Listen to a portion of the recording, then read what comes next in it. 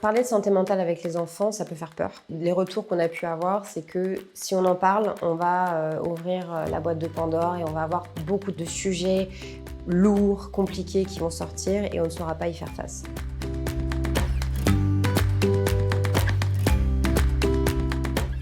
Psycom est un organisme national public d'information sur la santé mentale.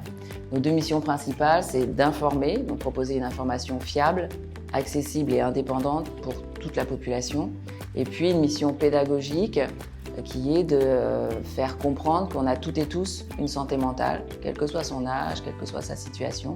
Par exemple, pour expliquer la santé mentale aux adultes, on a créé le Cosmos mental.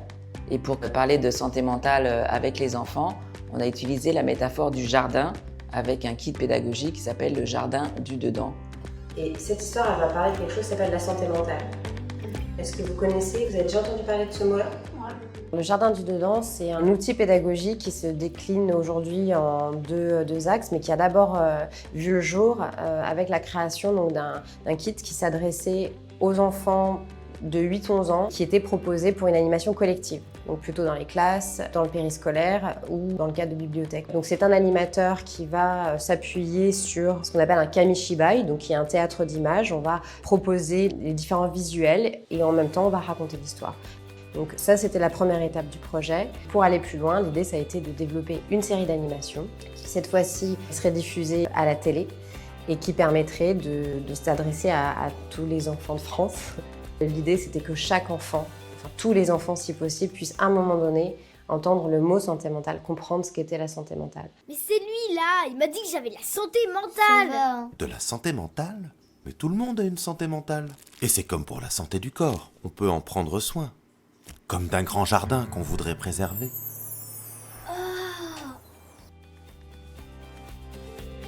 C'est une série animée de 26 épisodes de 4 minutes qui met en scène une bande de copains. Et ces protagonistes vivent ces aventures à l'intérieur d'un jardin un peu fantastique, d'un jardin où il y a beaucoup de fantaisie et qui est bien sûr leur jardin intérieur. Et donc chaque épisode va venir nous raconter une situation qui peut être légère, qui peut être plus sérieuse et il va nous montrer comment ces enfants peuvent réagir, quelles ressources ils peuvent mobiliser. S'il y a un message que j'aimerais faire passer, c'est que il faut parler de santé mentale avec les enfants, ils sont prêts pour en parler et que tout le monde peut en parler avec les enfants. C'est pas nécessaire d'être un psychologue ou un psychiatre pour parler de ces questions.